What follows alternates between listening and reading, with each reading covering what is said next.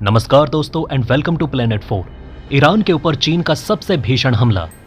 Iran को बचाने कूदेगा रूस तो चीन के छूटेंगे पसीने।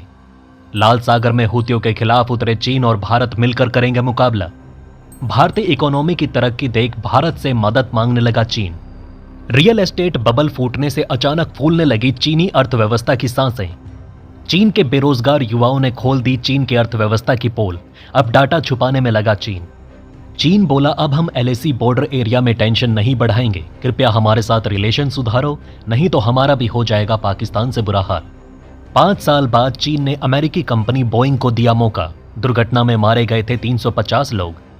दोस्तों, चीन ने भारत से माफी मांगते हुए कहा कि अब हम बॉर्डर पर कभी टेंशन नहीं बढ़ाएंगे, कृपया हमारे साथ पाकिस्तान जैसा व्यवहार ना करो। चीन के बेरोजगारों ने उसकी अर्थव्यवस्था की पोल खोल दी और अब चीन भारत से मदद की भीख मांग रहा है।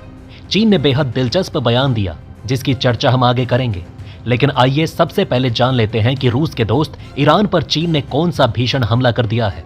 आखिर इस हमले से भारत को क्या फायदा होगा? लाल सागर में चीन अब हूतियों के खिलाफ पूरे माहौल को गर्म कर रहा है। आगे बढ़ने से पहले वीडियो को लाइक करें, चैनल को सब्सक्राइब कर लें और नीचे कमेंट में 2 शब्द जरूर लिखें ताकि हमारा हौसला बढ़ा रहे। दोस्तों, अभी तेहरान की पाकिस्तान के साथ टेंशन चल रही है और इस बीच चीन ने रूस के दोस्त ईरान को एक सॉलिड वार्निंग दे दी है। चीन और ईरान एक सीरियस मुद्दे पर आमने सामने आ चुके हैं। चीन ने ईरान को कहा कि अगर वो अपने में सुधार नहीं करता है तो उन्हें बड़े परिणाम भुगतने पड़ेंगे। इससे रूस भी हैरान है क्योंकि ईरान और रूस बड़े दोस्त हैं और चीन और पाकिस्तान भी गहरे यार हैं। अगर चीन और ईरान के बीच बढ़ती टेंशन में अगर रूस की एंट्री होती है तो वो किसका साथ देगा, ये देखना दिलचस्प होगा। हाल ही में ईरान ने पाकिस्तान पर एयर स्ट्राइक किया था और अब पाकिस्तान ने भी ईरान पर जवाबी हमला किया। इससे दोनों देशों में तनाव बढ़ चुका है और अब चीन की ये धमकी आई है। चीन ने ईरान को ये वार्निंग इसलिए दी है क्योंकि लाल सागर में ईरान सपोर्ट वाले हूती जहाजों पर ड्रोन और मिसाइल से हमले कर रहा है। चीन का कहना है कि ईरान इन हमलों को रोके, नहीं तो उनके बिजनेस रिलेशंस खतरे में पड़ सकते हैं। आपको बता दें कि चीन ईरान का पिछले 10 सालों से बड़ा व्यापारिक पार्टनर है। हूतियों का कहना है कि वो गाजा में फिलिस्तीनियों के सपोर्ट में हमले कर रहा है। इससे चीन के लिए मेन ट्रेड रूट डिस्टर्ब हो रहा है और शिपिंग और इंश्योरेंस की कॉस्ट बढ़ चुकी है। जैसे केपलर के हिसाब से चीनी तेल रिफाइनरों ने पिछले साल ईरान से निर्यात होने वाले कच्चे तेल का 90% खरीदा था, लेकिन चीन के कच्चे तेल इंपोर्ट में ईरानी तेल का हिस्सा सिर्फ 10% है। ईरानी सोर्सेज का कहना है कि बीजिंग ने यह साफ कर दिया है कि अगर चीन से जुड़ी किसी भी शिप को नुकसान होता है या देश के इंटरेस्ट पर असर पड़ता है तो ये तेहरान से बहुत नाराज होंगे। इस तरह से देखा जाए तो अब चीन और भारत दोनों अमेरिका के साथ मिलकर लाल सागर में हूतियों का तगड़ा उपाय कर सकते हैं। चीन की इकोनॉमी में अब खूब उथल पुथल मच चुकी है। कोविड-19 के बाद भारत G20 में सबसे तेजी से बढ़ती इकोनॉमी बन चुका है और चीन जो पहले नंबर पर था अब रिकवरी में पिछड़ रहा है। चीन ने मालदीव और पाकिस्तान में भारी इन्वेस्टमेंट करके भारत से मुकाबला करने की कोशिश की, लेकिन अब वो उसके लिए बड़ा रिस्क बन चुका है। पाकिस्तान तो इकोनॉमिकली कंगाल होने के कगार पर है। चीन ने भी हाल ही में अपने मेन इंटरेस्ट रेट्स में कमी की है, लेकिन अगर इससे भी सुधार नहीं हुआ तो मुसीबत बढ़ेगी। लोग बैंकों में पैसे जमा नहीं कर रहे, जिससे कंज्यूमर स्पेंडिंग घट चुकी है। GDP का 40% इन्वेस्टमेंट हो रहा है, जो बढ़ती उम्र की आबादी के लिए सही नहीं। चीन के रियल एस्टेट सेक्टर का बुलबुला फूटने से इकोनॉमी और भी ज्यादा संकट में है। वहीं चीन की इकोनॉमी पर आए संकट का असर धीमी ग्रोथ रेट के रूप में दिख रहा है।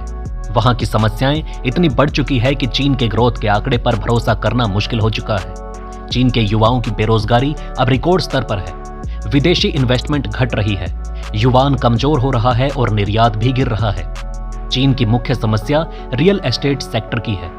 लोगों ने ज्यादातर पैसे प्रॉपर्टी में लगाए थे, लेकिन अब रियल एस्टेट मार्केट में डूबने का खतरा है। घरों की कीमतें गिरने से बहुत सारे लोग और खासकर डेवलपर्स को नुकसान हो रहा है। पहले रियल एस्टेट चीन की टोटल वेल्थ का 1/3 था, पर अब इसकी वैल्यू कम होने से चीन को बड़ा नुकसान हुआ। चीन में नौकरी की बहुत टेंशन है। वहां के लाखों ग्रेजुएट्स को नौकरी मिलना तो जैसे पहाड़ चढ़ना जैसे हो गया है। खासकर व्हाइट कॉलर जॉब्स की तो बात ही अलग है। ज्यादातर युवा खासकर 16 से 25 साल के बीच बेरोजगार हैं और ऊपर से चीनी सरकार ने बेरोजगारी के आंकड़े भी बंद कर दिए हैं। ऐसे में अब सवाल उठ रहा है कि क्या चीन के बेरोजगारों को भारत रोजगार दे सकता है? चीन की इकोनॉमी ऊपर से तो ठीक दिखती है, लेकिन अंदर से बहुत समस्याएं हैं। अभी भी ये एक विकासशील देश है, लेकिन गलत नीतियों की वजह से उनके विकास के मौके खो रहे हैं। औसत आय तो $12,850 है, लेकिन गांव में रहने वाले लोग अभी भी काफी हैं। पिछले साल चीन ने पहली बार माना था कि उनके यहाँ आर्थिक संकट चल रहा है। चीन फिर से भारत के साथ बॉर्डर के मुद्दे पर अपनी राय रख रहा है। 2020 से जारी पीएलए और भारतीय सेना के बीच के गतिरोध पर इस बार चीन ने भारत को दोषी बताया। चीन के डिफेंस मिनिस्ट्री के स्पोक्सपर्सन कर्नल वू कियान ने कहा कि एलएसी पर तनाव के लिए भारत ही पूरी तरह से जिम्मेदार है। वू का कहना है कि बॉर्डर इश्यू को भारत ने ओवरऑल रिलेशन से जोड़ दिया है, जो गलत है। उनके मुताबिक इससे दोनों देशों के फायदे पर असर पड़ सकता है। उन्होंने ये भी उम्मीद जताई कि भारत चीन के साथ मिलकर काम करेगा, ट्रस्ट बढ़ाएगा, मतभेदों को ठीक से हैंडल करेगा और बॉर्डर एरिया में शांति बनाए रखेगा। वहीं चीन ने लद्दाख के पास अपनी बॉर्डर चौकियों पर फुल फोर्स जमा कर रखी है।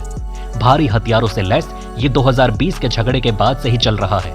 तब से एलएसी पर भारत चीन के बीच कई टकराव हो चुके हैं और हमारे जवानों ने भी चीनियों को अच्छा खासा सबक सिखाया। इस तनाव को कम करने के लिए भारत और चीन ने 20 दफा बातचीत की और कुछ जगहों से सेनाएं भी हटा ली गई, पर अभी भी कई जगह दोनों देशों के सैनिक आमने सामने हैं। भारत का कहना है कि बॉर्डर पर शांति नहीं आई तो आपसी विश्वास कैसे बढ़ेगा।